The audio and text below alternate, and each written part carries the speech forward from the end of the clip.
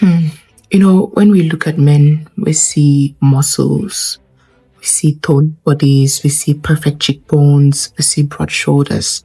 And to be fair, it's easy to say he's tough, he's a strong guy. But chiseled abs and biceps do not equate internal health. Beneath all these beautiful bodies that we see, sometimes there are really dark struggles that they go through, memories of trauma and societal expectations which they fight to live up to.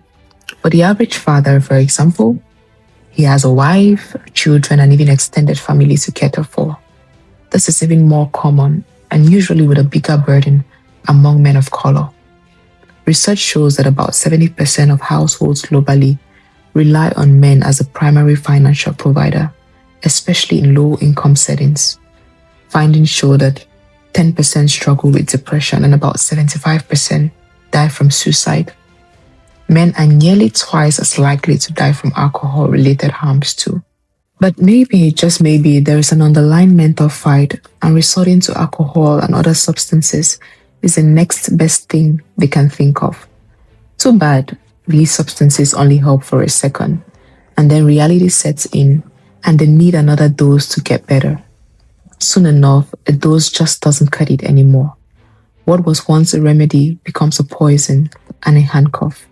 But isn't it funny that despite all the evidence that is available, men's mental health seems to be hidden in plain sight?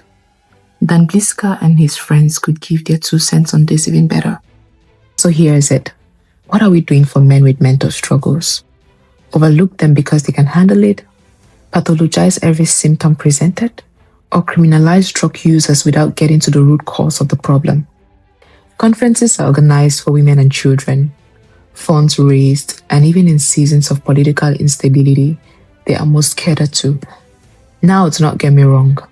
These populations need all the help they can get.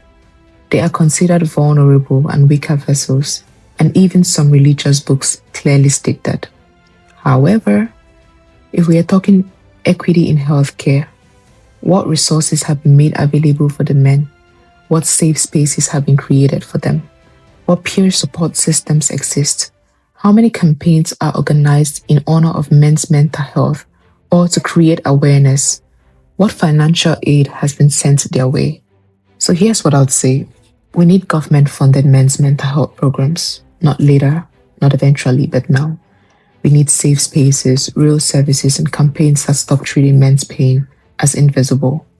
We need policies that target the roots: poverty, isolation, discrimination, rather than punishing the symptoms.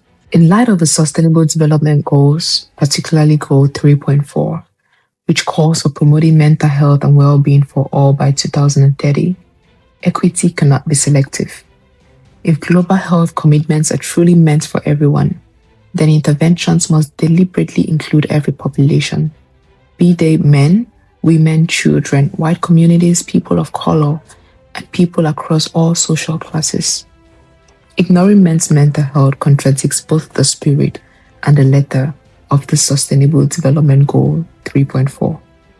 Real equity means ensuring that men too have access to support systems, safe spaces, tailored interventions, and public health resources that acknowledge their real struggles rather than masking them.